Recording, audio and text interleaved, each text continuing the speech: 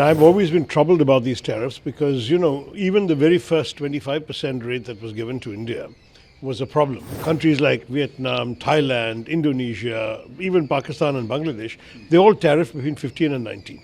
So the 25 was already a problem. No Indian company would be viable in exporting to America at 75%. I've always been troubled about these tariffs because, even the very first 25% rate that was given to India was a problem because all the other economies, our rivals in Southeast Asia who are competing with us in terms of labor-intensive industries that we produce, that we export to America, like gems, jewellery, marine products, shrimp, leather, all these kinds of goods. Countries like Vietnam, Thailand, Indonesia, even Pakistan and Bangladesh, they all tariffed between 15 and 19. So the 25 was already a problem. Now you've got 25% more for Russian sanctions, which takes us up to 50.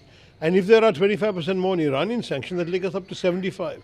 Now let's face it, no Indian company would be viable in exporting to America at 75%. It'll only be those items that are not so far sanctioned, like pharmaceuticals and so on, which we can continue selling. These other items will simply not be viable. Let's be very honest about this.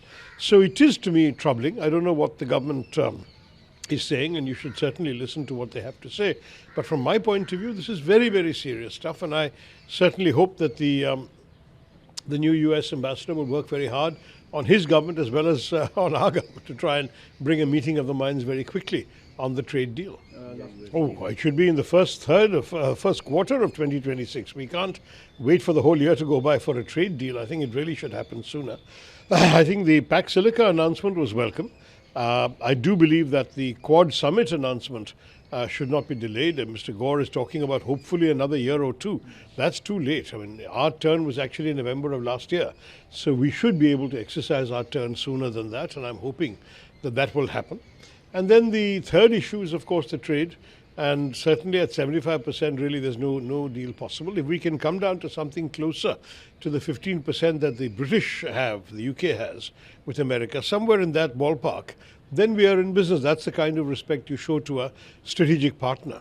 But at sort of 75 sort of thing, then the strategic partnership ceases to have any meaning.